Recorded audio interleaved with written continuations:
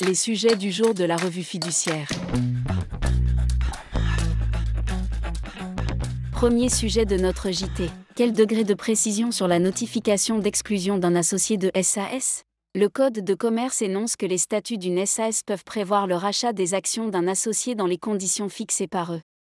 Dans cette affaire, une SAS prévoit dans ses statuts la possibilité d'exclure un associé en cas d'exercice d'une activité concurrente à celle de la société suivant la procédure suivante. Une notification faite en lettre recommandée avec accusé de réception à l'associé 30 jours avant la réunion des associés devant statuer sur son exclusion.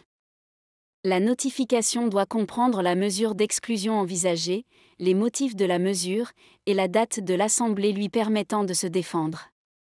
Un associé s'est, alors, fait convoquer à une réunion aux fins d'examiner son exclusion au motif qu'il travaillait depuis plusieurs mois pour une société concurrente.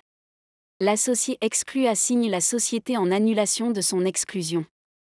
La Cour d'appel accède à sa demande au motif que la notification ne présentait pas assez de détails lui permettant de se défendre. La Cour de cassation casse la décision de la Cour d'appel.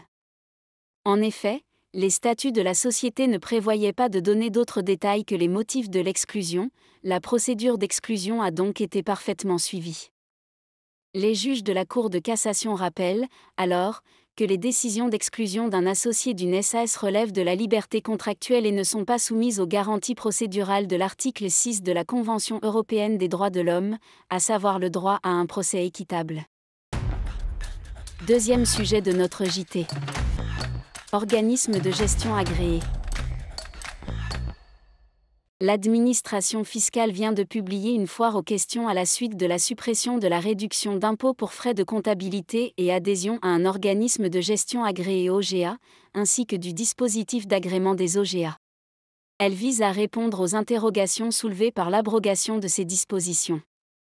Il y est notamment rappelé que la suppression de la réduction d'impôt pour frais de tenue de comptabilité s'applique à compter de l'imposition des revenus de 2025. Troisième sujet de notre JT.